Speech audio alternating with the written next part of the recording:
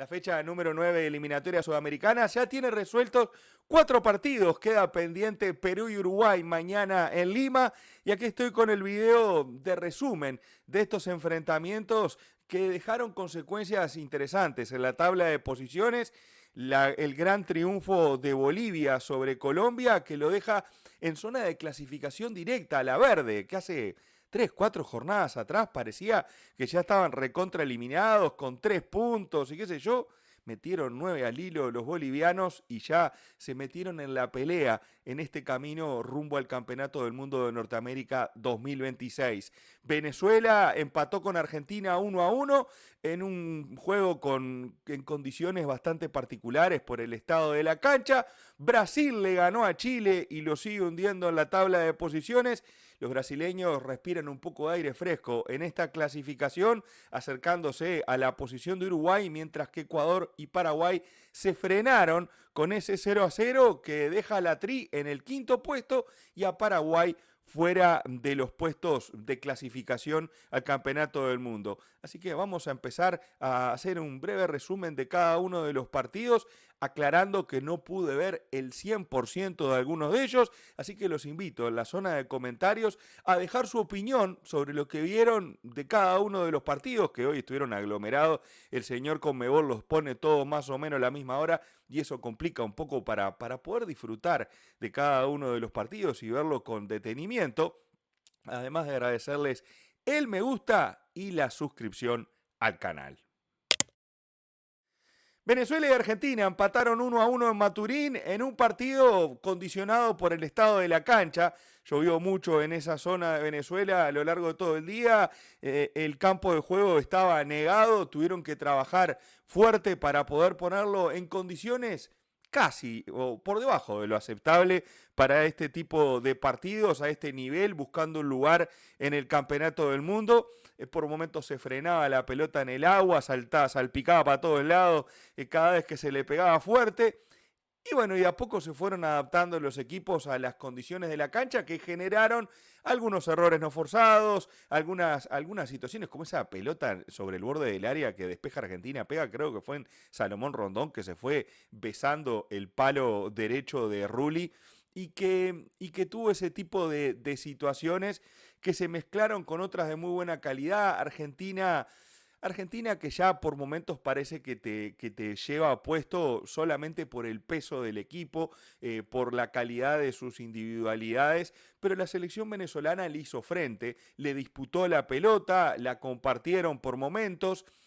y también llegó a intercambiar ciertos momentos de dominio con el equipo de Scaloni, que eso también es muy bueno para la selección venezolana. El empate, si uno lo mira fríamente, a Venezuela no le sirve porque en sus últimos partidos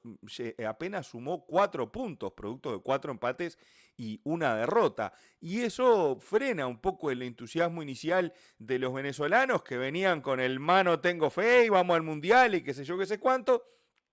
Y ese impulso inicial de los primeros 4 partidos se ha frenado en este último tramo de la eliminatoria y le complica un poco las cosas si quiere meterse en el campeonato del mundo. La tabla ahora está séptimo, pero va a necesitar sumar ante Paraguay la semana que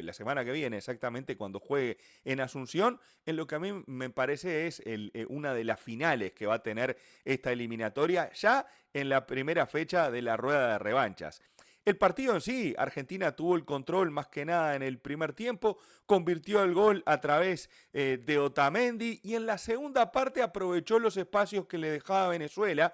con unos pases filtrados muy buenos, tanto de Paul como de Messi. Hay una pelota que lo pone en carrera a Messi que le tapa muy bien el arquero Romo, que Messi primero amaga a buscar la pelota hacia la mitad de la cancha y le corta la espalda de Aramburu. Realmente fue muy bueno el movimiento de Messi, que definió apretado luego y le tapó el arquero venezolano. El gol, por cierto, de Argentina vino en el minuto 13 a la salida de un tiro libre. Romo despeja y en el rebote Nicolás Otamendi fue más rápido que todos y venció el arco venezolano. Argentina que tuvo algunas posibilidades en esa primera parte, Venezuela no se quedó atrás. Otamendi sacó una pelota casi en la línea del arco ante una jugada de Salomón Rondón cuando había pasado entre las piernas de Jerónimo Rulli y de esa manera se fueron acomodando los equipos en un partido bastante interesante, pese, como les decía, a las condiciones del campo de juego. Simplemente para repasar las alineaciones de ambos equipos. Argentina salió con Jerónimo Rulli en el arco, Nahuel Molina, Guzmán Pesela, Nicolás Otamendi y Nicolás Tagliafico, la línea final, Rodrigo de Paul, Enzo Fernández y Giovanni Lo Celso, un mediocampo siempre bien interesante, con mucha movilidad. El trabajo de Rodrigo de Paul es muy interesante en el armado y en la salida de la selección argentina. Thiago Almada, Lionel Messi, Julián Álvarez, los 11 dirigidos por Lionel Scaloni, Rafael Romo, Alexander González, Jordan Osorio, Nahuel Ferraresi y John Aramburu, por el lado de los del Bocha Batista, que tuvieron la mitad de la cancha la presencia del experiente Tomás Rincón en el centro del campo. Yangel Herrera y el brujo José Martínez completaron el medio campo, Jefferson Savarino, Jefferson Soteldo y Salomón Rondón, los 11 de la Vinotinto, que en el segundo tiempo se fue arriba, que creo que tuvo mejores oportunidades que Argentina en el inicio, pero Argentina con espacios empezó a aprovechar las espaldas de los zagueros con esos pases en cortadas que en algún momento tapó Romo y en otros interceptó esas situaciones de la selección argentina. Jerónimo Rulli le hace una tapada, creo que es un cabezazo de Salomón Rondón. A lo Gordon Banks se lo podría decir, una tajada impresionante del arquero argentino que sacó ese cabezazo y unos minutos más tarde, más precisamente al 65, Salomón Rondón con un cabezazo impecable ante un centro de Jefferson Soteldo puso el empate de este partido. Los dos tuvieron oportunidades, Venezuela provocó algunas faltas, algunos tiros libres en la cercanía del área que terminaron dando en la barrera, Rulli con alguna tajada, Romo con alguna otra, el campo de juego que frenó las intenciones de los equipos y terminaron redondeando un partido donde creo que el empate de la justicia son los goles en definitiva, pero el empate a Venezuela le puede llegar a servir simplemente para sumar ese puntito que quizás otras selecciones, sus competidoras en el pelotón del séptimo, sexto y quinto puesto, quizás no sumen de local ante la selección argentina. La gran final para la Vinotinto, o una de las grandes finales que tendrá en la segunda rueda, se dará en Asunción la semana que viene con los paraguayos, mientras Argentina recibirá a Bolivia en el más monumental también la semana que viene. Chile recibió a Brasil en el Estadio Nacional de Santiago y todo parecía sonreírle a la Roja porque con un gol casi desde los vestuarios arrancó ganando este partido. Eduardo Vargas recibió un centro de Loyola, la cabeció por encima del cuerpo de Ederson para poner en ventaja al equipo del Tigre Gareca. Que pasa en esos partidos cuando vos jugás contra una selección más fuerte, pasa contra una selección o contra un equipo, lo que sea, que cuando te pones en ventaja muy temprano, el instinto de supervivencia o de conservación parece hacerte replegarte más de la cuenta y bueno, y termina sucediendo que el rival te termina sediando y te termina ganando el partido simplemente porque vos le cediste 85 minutos de juego de la pelota y no pudiste sacar una contra para liquidar el partido. Ese podría ser el resumen entre estas dos selecciones, sin no dejar de comentar que para mí hubo un penal clarito de Paquetá sobre, si mal no recuerdo, Diego Valdés en el primer tiempo. En una jugada Valdés se la pisa el defensor brasileño y cuando entra al área Paquetá con la rodilla lo toca, lo desestabiliza y para peor, en la contracarga de esa jugada viene el gol de Igor Jesús ante un centro de Sabiño por la derecha. Creo que Chile quedó como protestando esa situación de penal, más que concentrado como estaba a esa altura del partido, y el cabezazo del futbolista de Botafogo se metió contra el vertical derecho de Brian Cortés, que no pudo hacer nada. Son esas cosas de esos partidos donde tenés que estar concentrado al 100%, donde nada te puede distraer y ese último error, como el del final del partido, le terminaron costando carísimos al equipo del Tigre Gareca, que salió con Brian Cortés en el arco, Loyola, Maripán, Kusevich y Tomás Galdames en la línea de 4 final, Esteban Páez, Rodrigo Echeverría, Darío Osorio, Diego Valdés y Víctor Dávila, los volantes. Eduardo El Turbo Vargas comandó el ataque de La Roja, el referente que tiene Ricardo Gareca, que veremos cuántos partidos le quedan al entrenador argentino al frente de la selección trasandina. La selección de Brasil salió con Ederson en el arco, Danilo, Marquinhos, Gabriel Magaláes y Abner Vinicius. Ese fue la línea de 4 de los dirigidos por Dorival Junior, Lucas Paquetá y André, el futbolista de Fluminense en la mitad de la cancha, Savinho, Rafinha y Rodrigo. No estuvo Vinicius Junior, por ejemplo, uno de los grandes ausentes de este partido, e Igor Jesús, el delantero de Botafogo, en esta selección brasileña, sin jugadores de esas grandes estrellas que hubo otros tiempos. Un equipo de buenos futbolistas, pero no de esos que uno espera de la canariña cuando se presenta en este tipo de competencias. El juego en el primer tiempo fue de dominio casi absoluto de Brasil, un impulso inicial por el lado de Chile, donde logró controlar la pelota, donde logró mantener el juego a su favor lejos del arco de Brian Cortés, pero ya en la primera parte Brasil se adueñó de la posesión de la pelota. Y una vez que logró salir de esa presión inicial que le provocó Chile, empujándolo sobre la línea o sobre el último cuarto de la cancha, Brasil empezó a controlar el partido más en una zona donde le convenía y a partir de ahí empezó no solamente a controlar la pelota, sino a dominar el partido en la mitad de la cancha y poco a poco encontró los caminos hacia el arco de Brian Cortés, que no fue la figura del partido, que no sacó 4 pelotas de los ángulos, ni vio que los palos los salvaran en 3 o 4 ocasiones, nada que ver. Brasil atacó poco, intentó ser profundo y efectivo y eso, como les decía, logró conformarse al final del primer tiempo. Los brasileños pegaron al final de cada una de las mitades, hubo un gol a Rafinha anulado por posición adelantada de manera correcta. Para mí también hay un penal que no cobra Darío Herrera, el argentino, en favor de Brasil. Penalín también, chiquito, cortito, pero penal al fin en el segundo tiempo. Y bueno, y sobre el final del partido, cuando Chile no había logrado cuajar una contra en todo el segundo tiempo, tampoco fue que, como les decía en la segunda parte, Brian Cortés haya estado inspiradísimo haciendo muchas atajadas. Brasil llegaba a 3/4 de cancha, se diluía en la defensa. Chile estaba bien parado, pero no lograba sacar la contra, esa que le permitiera liquidar el partido o ponerse en ventaja. Sobre el final del juego, el futbolista brasileño Luis Enrique, otro de los jugadores de Botafogo, tira una diagonal de derecha a izquierda, la defensa de Chile se duerme un poco, hubo ahí un poco de impericia de Williams Alarcón, que había entrado en el segundo tiempo por Páez, que no le salió a tiempo a cubrir el tiro al futbolista de la Canariña, que se la tiró al palo más lejano de Brian Cortés, y de esa manera puso el segundo y el baldazo de agua fría que cayó sobre Ñuñoa para conformar la victoria de la Canariña, que se reacomoda en la tabla de posiciones, pasa a tener 13 puntos. Cuando promediaba el primer tiempo ya se hablaba de Brasil por debajo de la posición de Venezuela, por ejemplo, y fuera de la zona de clasificación directa, y eso ya era toda una novedad. Pero bueno,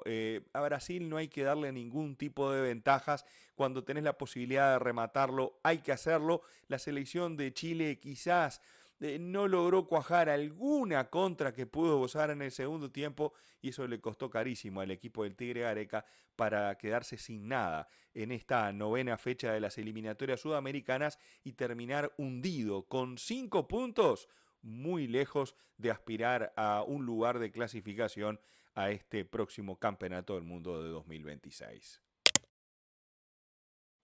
Ecuador y Paraguay empataron 0-0 en el Rodrigo Paz Delgado de la ciudad de Quito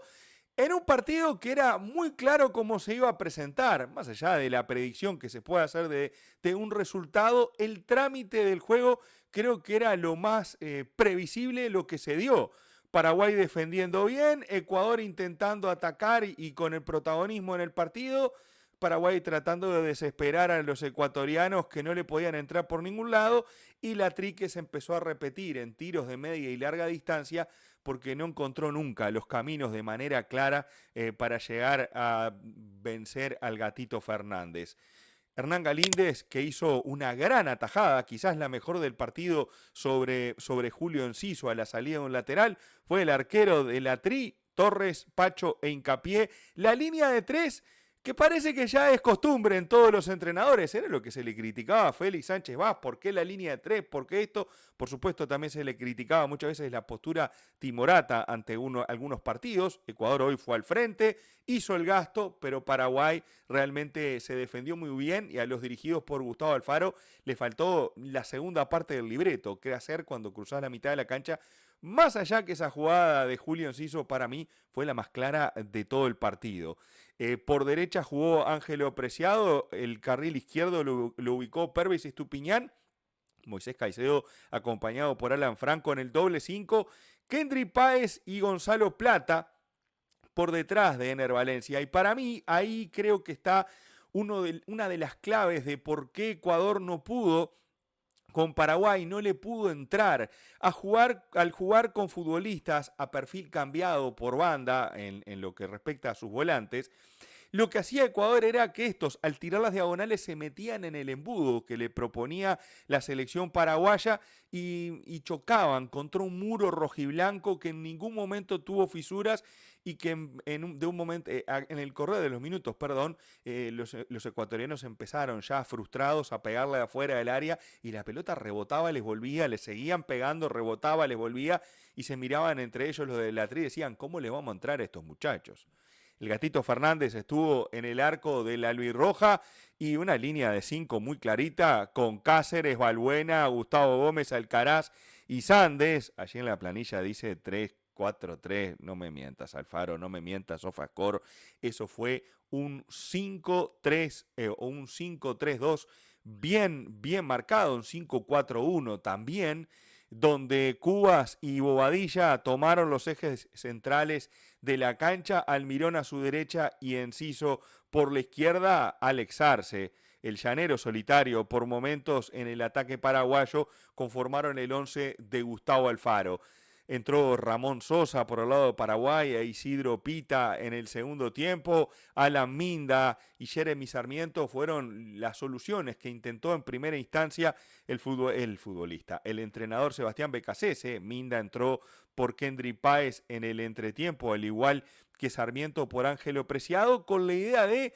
subir más al equipo, empujarlo, llevarlo más en profundo. Después entró Leonardo Campana, pedido por la gente, no le tiraron una Campana porque quedó absorbido por los aéreos, salvo un centro ahí que, no me acuerdo quién fue, que se anticipó en el cabezazo y le pellizcó la posibilidad de gol. En el lado de Ecuador, Gonzalo Plata y Kendry Páez en las diagonales se terminaron perdiendo. Los laterales no terminaron subiendo tanto porque los volantes paraguayos los amenazaban con sus posibles contras. No era tan profundo Ecuador ni tan amplio y Ener Valencia quedó absorbido por los defensores de la albirroja, que otra vez se lucieron en defensa y escasearon en ataque. Paraguay, que ahora está en la posición número 8 de la clasificación, saliendo de la zona de puestos de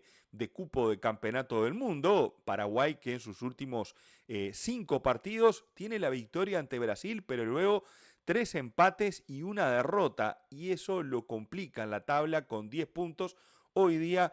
por debajo de Venezuela y solo superando a Chile y a Perú. Por el lado de la Tri, con 12, queda en el quinto lugar, igualados a Bolivia y un punto por debajo de Brasil y uno por encima de Venezuela en una zona de la clasificación al Campeonato del Mundo que va a estar muy buena. Paraguay recibirá a Venezuela. Creo que va a ser el partido de la fecha número 10 de la eliminatoria. Digo el partido por la zona de la tabla de posiciones que se está jugando, y creo que son dos rivales directos que se enfrentan y que por allí se pueden empezar a sacar ventajas. Hay un punto de diferencia entre ellos, y para Paraguay sería obligatorio ganar, y para Venezuela sería un éxito total poder quitarle 4 de ventaja a la albirroja en ese partido. Ecuador visitará a Uruguay en Montevideo y será tema de próximos videos de análisis previo por aquí, así que los espero en ese caso. Muy buen partido, en realidad, un partido de eliminatoria, partido copero, iba a decir. Son esos partidos que tiene tensión hasta último momento con resultado incierto, pero que en definitiva se dio la lógica. Dos equipos con muy buenas defensas y muchas dificultades para hacer un gol, terminaron en un 0-0 en el Rodrigo Paz Delgado. Bolivia logró su tercera victoria consecutiva al ganarle a Colombia 1-0, se quedó con el invicto en esta competencia del equipo de Néstor Lorenzo y se acomoda en puesto de clasificación directa en este camino rumbo al Campeonato del Mundo de Norteamérica 2026. El partido tuvo dos momentos bien claros que se dividen antes y después de la expulsión de Cuéllar a los 20 minutos de juego. Antes de la expulsión, Bolivia fue protagonista del partido, controló campo y pelota, logró ir al frente, pero no le podía entrar a Colombia, que apretadito con sus líneas bien juntas sobre el borde del área, intentaba por momentos sacar alguna contra que no salía porque era desactivada rápidamente por los jugadores bolivianos, que en ataque no podían ser profundos, se repetían en tiros de media y larga distancia, aunque eran exitosos, porque hasta ese momento Camilo Vargas fue figura, la primera de todas que revienta al horizontal. El arquero del Atlas la logró manotear para que se estrellara en el arco de la selección Colombia. Alguna jugada de tiro de esquina, algún tiro de afuera del área, alguna situación malograda por los bolivianos. Se corta ese impulso en una jugada que Cuéllar fue con todo arriba para poder pegarle. Quiso pegarle casi desde campo propio, increíble, la pelota rebota, le queda al futbolista de Colombia, y de esa manera se termina decretando la expulsión del futbolista boliviano, porque claramente era el último hombre. Martínez se iba encarrerado al arco y no hay mucha discusión de la decisión que tomó Wilton Sampaio, el árbitro brasileño, para echar al volante de la Verde. Colombia a partir de ahí tomó el control del partido, James Rodríguez se hizo el dueño de la pelota. Luis Díaz tuvo un duelo espectacular con Diego Medina, una de las situaciones, uno de los ida y vueltas más interesantes de este juego, donde ambos se debatieron y mostraron sus virtudes en algunos momentos del partido. A veces ganó uno, a veces ganó otro. Creo que Diego Medina se terminó llevando la mayor cantidad de los aplausos, y Colombia desperdició sus oportunidades más claras en el primer tiempo. Una de Córdoba, que ingresó por Roger Martínez, le dije Jackson, perdón, por Roger Martínez en el primer tiempo. Pegó en el palo después de una gran jugada de James que habilita a Arias, y esa jugada termina en el palo. Se pierde otra en una jugada por izquierda con centro de Cristian Borja, que termina anticipando a la defensa Córdoba, y la pelota se va lamiendo el vertical derecho, y un tiro de Luisito Díaz que tapa allí después de un rebote Guillermo Vizcarra tirando un manotazo como quien se saca mosca o mosquitos de adelante de uno. Y Colombia había dado la sensación que se podía quedar con los 3 puntos, porque Bolivia con 10 no estaba conteniendo de buena manera a la selección Colombia. Sin embargo, cuando Villegas cambia a Jason Chura, que se va lesionado, allí Bolivia pudo ajustar a la mitad de la cancha antes del final del primer tiempo. Hay un tiro de Villamil, que fue el que ingresó por Chura, que saca a Camilo Vargas por encima del horizontal, y en la segunda parte Bolivia intentó cortar ciertas líneas de pase que los colombianos habían logrado hacer muy fácil en el primer tiempo con un jugador de más. Bolivia, a la salida de un lateral que se la tira a Robson Mateus, como les dije en el comentario del video, la verdad, él alcanza pelotas muy rápido para que Mateus tomara la pelota, se la dé a Miguelito Terceros, que tiró una diagonal de derecha a izquierda El mejor gol hasta ahora de la novena fecha de la eliminatoria, la clavó en el ángulo, la pudrió en donde anidan las arañas, así le decían los viejos relatores a ese sector del arco, ángulo superior derecho de Camilo Vargas, para poner el 1-0. Bolivia se defendió, como decimos los uruguayos, a cara de perro, con el corazón en la mano, con el cuchillo entre los dientes y tratando de dejar todo para cuidar esos 3 puntitos que valían oro. Colombia intentó, Colombia buscó, Vizcarra fue figura, en definitiva hay un cabezazo que le saca, si mal no recuerdo, a Lucumí contra la izquierda notable, una pelota que le tapa después de dar un mal rebote a John Córdoba, que tenía todo el arco a su disposición, y Vizcarra logró ahogarle el gol a los colombianos, que se repitieron en centros, que buscaron a través de James, pero que no le pudieron entrar a la verde, que se defendió muy bien, que plantó bandera cerca del área y que no pudo sacar esa contra para liquidar el juego, porque Colombia estaba muy bien parado y siempre parecía tener un poquito más de resto físico para cortar las contras de los bolivianos. La más clara fue ya sobre los últimos minutos cuando Adalid Terrazas, que había ingresado en el minuto 80 junto a Bruno Miranda, intentan sacar un 4 contra 2 donde Terrazas condujo, no sé, 40, 50 metros y se nubló a la hora de definir la jugada. Tenía 2, 3 opciones de pase, eligió lo peor, no se la dio a nadie y de esa manera no pudieron allí concretar la única situación clara de contra que tuvieron los bolivianos después del gol.